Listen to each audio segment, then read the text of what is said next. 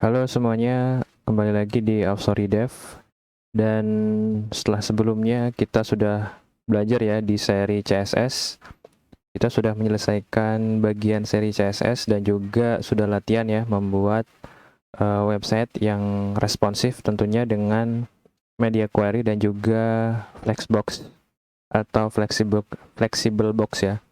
Dan untuk selanjutnya saya akan buatkan seri terbaru ya, yaitu kita akan belajar mengenal ya salah satu framework untuk CSS. Kalau sebelumnya kita di belajar CSS kan hanya full ya menggunakan CSS gitu.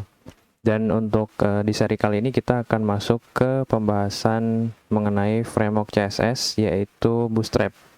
Oke, untuk itu ini saya sudah buka ya alamatnya di sini getbootstrap.com.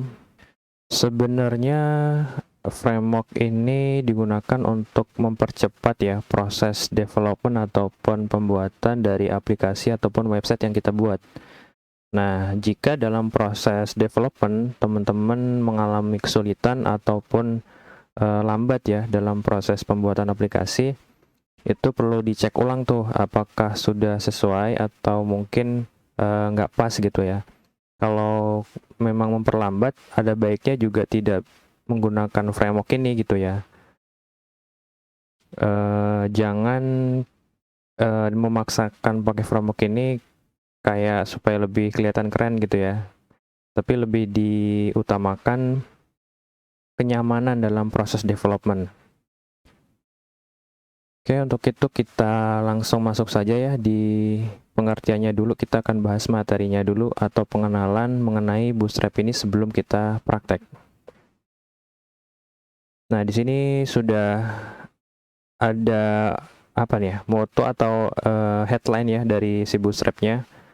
Build fast ya, atau membuat dengan cepat. Kemudian responsif situs dengan Bootstrap. Artinya menggunakan Bootstrap ini teman-teman bisa sangat cepat ya dalam pembuatan situs dan juga responsif juga gitu ya. Responsif artinya mau di tampilan mobile, di tampilan tablet ataupun desktop ya, ataupun laptop. Nah, itu bisa bagus gitu tampilannya. Kemudian di sini lagi ada ya membuat dengan desain dengan cepat, kemudian bisa menyesuaikan responsif dengan teknik mobile first situs dengan Bootstrap. Artinya Bootstrap ini mengedepankan mobile first design ya. Artinya mobile first design itu dia lebih dulu mengedepankan desain untuk versi mobilenya. Setelah di tampilan mobile itu bagus, barulah dia bertahap ya. Kemudian di tablet, kemudian barulah ke desktop. Juga disebutkan di sini ya, Bootstrap itu sangat populer atau bahkan paling populer ya untuk front end open source, artinya ini gratis. Kemudian kita bisa menggunakan SAS di sini ya, bisa menggunakan variabel dan juga mixins. Nah, untuk SAS ini tentu saja tidak kita gunakan dulu karena saya akan buatkan di video terpisah nanti untuk preprosesor menggunakan SAS ini ya. Kemudian responsive grid system. Responsive grid system itu seperti pembagian row atau kolom gitu ya. Kemudian extensive prebuild komponen dan juga powerful JavaScript plugin. Nah, di Bootstrap ini ya, itu ada beberapa versi nih teman-teman. Versi untuk yang terbaru sekarang itu versi 5 ya. Dan juga ini masih beta sebenarnya. Maksudnya itu dalam masa uji coba juga gitu ya. Nah, kalau tidak mau gitu ya menggunakan versi beta, bisa menggunakan versi stable-nya. Itu versi 4.6 ya. Bisa diklik kanan, kemudian open link new tab. Nah, ini versi 4.6 ya. Ini sudah stable, sudah stabil artinya ya. Tapi kalau ingin mencoba versi beta juga nggak masalah ya, karena ini ke depan juga pasti bakal stable juga. Kita akan coba lihat-lihat dulu dokumentasinya ya. Di sini saya akan gunakan dulu yang versi 5 ya, versi yang terbaru. Tampilannya seperti ini kita close dulu. Nah, ini di tampilan awalnya. Jadi ya teman-teman, ada dua cara ya sebenarnya untuk supaya kita bisa menggunakan Bootstrap di website yang kita buat. Yang cara pertama itu kita bisa menggunakan CDN. Nah, ini alamatnya ya. Artinya ini kita menggunakan resource dari Bootstrap dan juga kita copy di tag head-nya ya. Di tag head-nya menggunakan tag link ini. Nah, tentu saja ada beberapa kelemahan dan juga kelebihan ya. Kalau kelebihannya mungkin lebih simpel ya, tinggal copy paste gitu di tag head-nya. Tapi kelemahannya mungkin teman-teman itu harus bergantung pada koneksi internet. Jadi kalau koneksi internetnya itu lagi lelet apa gimana gitu ya, itu akan semakin lambat juga websitenya gitu, karena ini akan bergantung pada koneksi internet. Lalu di sini juga ada di scriptnya ya untuk JS-nya, tinggal di copy saja di body-nya. Kemudian ini juga ada lagi yang bisa kita gunakan. Nah, ini adalah starter template atau yang contoh ya, template contoh dari Bootstrap. Ini juga bisa kita copy kalau ingin contoh.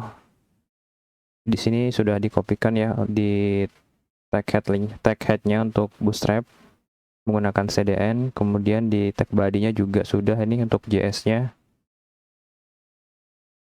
Oke, selanjutnya itu cara yang pertama ya untuk menempelkan Bootstrap di website kita. Cara kedua, kita bisa download dari sini. Nah, jadi kita download filenya, kemudian kita koneksikan. Bisa di tag head juga ya, untuk CSS-nya misalnya tag link gitu. Nah, kemudian kita arahkan filenya ke file Bootstrap ini nanti. Itu akan kita praktekkan nanti ke depan ya. Untuk sekarang kita lihat-lihat dulu dokumentasinya. Nah, ini untuk SAS juga, kalau ini untuk CSS biasa. Lalu kita akan coba lihat layoutingnya dulu ya. Layouting, nah layouting ini untuk responsive web design kita. Nah, ini breakpoint yang ada ya, Xmall ya. Itu dimensinya kurang dari 576, artinya ini yang untuk mobile. Kemudian ada yang small atau SM, medium, large, extra large, dan juga extra large.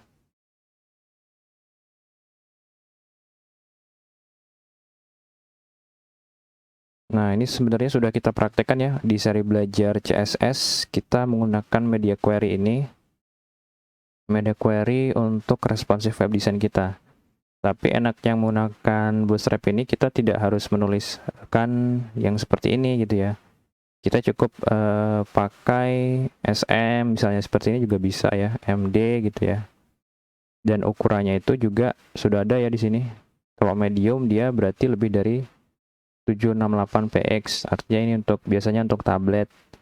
Dan yang dua ini biasanya untuk mobile. Kemudian yang ini juga masih untuk tablet sampai ke laptop yang kecil gitu ya. Kemudian yang 1200 ini untuk laptop. Ini juga untuk laptop dan juga desktop yang ukuran lebih gede.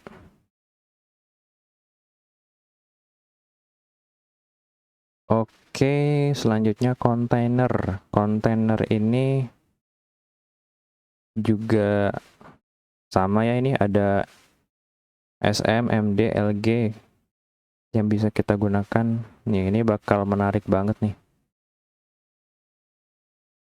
Kemudian gridnya. Nah, ini nih teman-teman. Jadi di Bootstrap ini dia tuh sudah menerapkan flexbox ya. Jadi secara otomatis kalau misalnya kita kasih kelas row ya di sini, nah dia tuh sama aja sudah displaynya flex. dan juga secara default dia itu flex directionnya itu row ya, ataupun baris gitu, atau secara horizontal gitu. Kalau misalnya di sini kita kasih call atau kolom, ya berarti dia flex directionnya kolom ya, atau secara vertikal gitu. Ini kerennya nih. Terus ini call SM-nya ada 3. Secara otomatis dia akan membuat 3 kolom seperti ini ya. Dia displaynya flex karena kita kasih kelas row ya di sini. Kemudian kita kasih kolom, bentuknya small, ada 3. Ini bakal enak banget sih nanti untuk responsif desain kita. Ini contoh-contohnya class row ya, displaynya flex ya. Class row ini kemudian kolomnya ada 2. Seperti itu.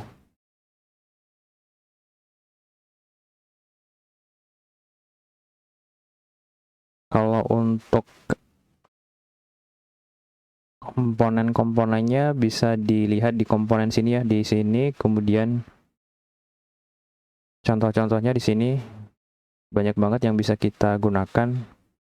Tuh keren ya, ini tinggal tempel saja nanti di website kita, dan juga bisa kita customize juga gitu, bisa kita custom gitu ya. Banyak sekali di sini. Ada car, carousel, kemudian collapse ya, sesuai dengan kebutuhan di website kita. Oke, untuk itu cukup ya untuk pengenalan Bootstrap ini, dan sampai jumpa di prakteknya.